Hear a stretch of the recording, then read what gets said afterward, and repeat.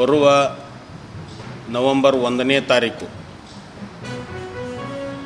ಕಲಬುರಗಿಯ ಶರಣಬಸವೇಶ್ವರ ಸಂಸ್ಥಾನದ 9ನೇ ಪೀಠಾಧಿಪತಿಗಳಾಗಿರ್ತಕ್ಕಂಥ ಚಿರಂಜೀವಿ ದೊಡ್ಡಪ್ಪ ಅಪ್ಪ ಅವರ ಜನ್ಮದಿನದ ಅಂಗವಾಗಿ ಸತತವಾಗಿ 4 ವರ್ಷಗಳ ಪರ್ಯಂತರದಿಂದ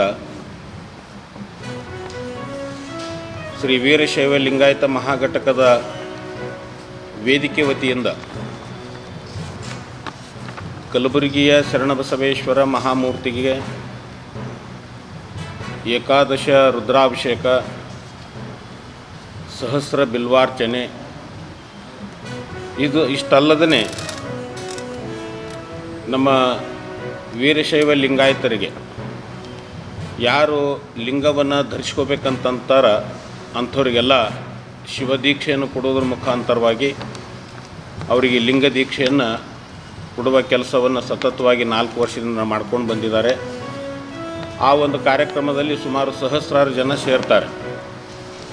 ಜೊತೆಗೆ ನಮ್ಮ ವೀರಮಹೇಶ್ವರ ಒಟ್ಟುಗಳಿಗೆ ಅಂದರೆ ಜಂಗಮ ಒಟ್ಟುಗಳಿಗೆ ಅಯ್ಯಾಚಾರ ಮಾಡೋದ್ರ ಮುಖಾಂತರವಾಗಿ ಅವರಿಗೂ ಕೂಡ ಲಿಂಗ ದೀಕ್ಷೆಯನ್ನು ಕೊಡೋದು ನಡೀತದೆ.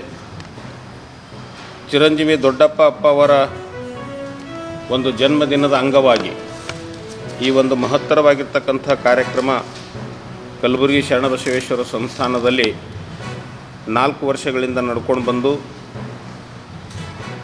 ಜೊತೆಗೆ ಲಿಂಗದ ಅರಿವನ್ನು ಭಕ್ತರಿಗೆ ಹೇಳೋದ್ರ ಮುಖಾಂತರವಾಗಿ ಈ ಒಂದು ಎಲ್ಲ ಕಾರ್ಯಕ್ರಮದ ನೇತೃತ್ವವನ್ನು ವಹಿಸಿಕೊಂಡಿರ್ತಕ್ಕಂಥ ಶ್ರೀ ವೀರಶೈವ ಲಿಂಗಾಯತ ಮಹಾವೇದಿಕೆಯ ದಯಾನಂದ ಪಾಟೀಲ್ರವರ ಇಡೀ ತಂಡ ಈ ಒಂದು ಎಲ್ಲ ಕಾರ್ಯಕ್ರಮದ ವ್ಯವಸ್ಥೆಯನ್ನು ಮಾಡಿಕೊಂಡು ಸುಮಾರು 50ರಿಂದ 60 ಜನ ಶಾಸ್ತ್ರಿಗಳವರು ವೈದಿಕತ್ವದಲ್ಲಿ ಶರಣಬಸವೇಶ್ವರರ ಮಹಾಮೂರ್ತಿಗೆ ಬೆಳಗಿನ ಜಾವ ಬ್ರಾಹ್ಮಿ ಕಳೆದ ಹಲವಾರು ದಿನಗಳಿಂದ ಚಿತ್ತಾಪುರ ಪಥಸಂಚಲನ ವಿಷಯಕ್ಕೆ ಸಂಬಂಧಪಟ್ಟಂಗೆ ಇಟ್ಕೊಂಡು ಜಿಲ್ಲೆದೊಳಗೆ ಏನು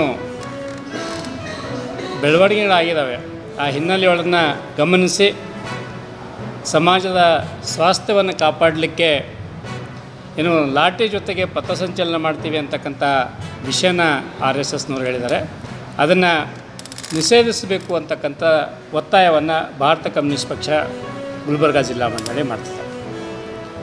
ಅದರ ಜೊತೆಗೆ ಏನು ಈ ರಾಷ್ಟ್ರೀಯ ಸ್ವಯಂ ಸೇವಕ ಸಂಘ RSS ಇದೆ, RSS ಹಿನ್ನೆಲೆ ಗಮನಿಸಿದರೆ 2 ಬಾರಿ ಅದು ಬ್ಯಾನ್ ಆಗಿರ್ತಕ್ಕಂಥದ್ದು. ಯಾಕೆ ಬ್ಯಾನ್ ಆಗಿದೆ ಏನು ಅಂತಕ್ಕಂಥದ್ದು ಎಲ್ರಿಗೂ ಜಗಜ್ಜಾಹೀರಾಗಿರ್ತಕ್ಕಂಥದ್ದು. ಮತ್ತು ಅದರದ್ದು ಏನು ಸಿದ್ಧಾಂತ ಇದೆ, ಸನಾತನವಾದ ಮತ್ತು ಮನುವಾದ ಸಿದ್ಧಾಂತ ಇದೆ. ಅದು ದೇಶ ವಿರೋಧಿ ಆಗಿರ್ತಕ್ಕಂಥದ್ದು, ಸಂವಿಧಾನ ವಿರೋಧಿ ಆಗಿರ್ತಕ್ಕಂಥ ಸಿದ್ಧಾಂತ ಇದೆ. ಅದನ್ನು ಪ್ರಚಾರ ಮಾಡಲಿಕ್ಕೆ ಅದು ಬೆದರಿಕೆ ರೂಪದೊಳಗೆ ಅದು ಬಡಿಗೆ ಹಿಡ್ಕೊಂಡು ಪಥಸಂಚಲನ ಮಾಡ್ತಕ್ಕಂಥ ರೀತಿಯ ಪ್ರಚಾರಕ್ಕೆ ಅವಕಾಶ ಮಾಡಿಕೊಡಬಾರ್ದು ಅನ್ನೋ ಒಂದು ಸ್ಪಷ್ಟವಾದಂಥ ಒತ್ತಾಯವನ್ನು CPI ಮಾಡ್ತಿದೆ. ಈಗಾಗಲೇ ಒಂದು ಸರ್ಕ್ಯುಲರ್ನ ರಾಜ್ಯ ಸರ್ಕಾರ ಹೊರಡಿಸಿದೆ. ಈ ರಾಜ್ಯದೊಳಗೆ ಯಾವುದೇ ಒಂದು ಸಂಘಟನೆಗಳು ಸರ್ಕಾರಿ ಜಾಗದೊಳಗೆ ಸಾರ್ವಜನಿಕ ಸ್ಥಳದೊಳಗೆ ಇಂತಿಷ್ಟು ಜನರ ನಂತರ ಗುಂಪು ಕೂಡಿ ಪರ್ಮಿಷನ್ ಇರಲಾರ್ದೆ ಏನು ಮಾಡಬಾರ್ದು ಅಂತಕ್ಕಂಥ ಒಂದು ಸುತ್ತೋಲೆಯನ್ನು ಹೊರಡಿಸಿದೆ. ಈ ಸುತ್ತೋಲೆ ಅವರು RSS ಹಿನ್ನೆಲೆಯೊಳಗೆ ಇಟ್ಕೊಂಡು ಮಾಡ್ತೀವಿ ಅಂತ ಹೇಳಿದರೂ ಕೂಡ ಈ ಸುತ್ತೋಲೆಯ ವಿಷಯ ನಿನ್ನೆ ಏನು ಕೋರ್ಟ್ ಹೇಳಿದೆ, ಅದು ಹಕ್ಕುಗಳ ಜನರ ಏನು ನಮ್ಮ ಸಾರ್ವಜನಿಕರ ಹಕ್ಕುಗಳ ಕಸ್ಕೊಳ್ತಕ್ಕಂಥ ರೀತಿಯೊಳಗಿರ್ತಕ್ಕಂಥದ್ದು ಅಂತಕ್ಕಂಥದ್ದು ಹೇಳಿದೆ.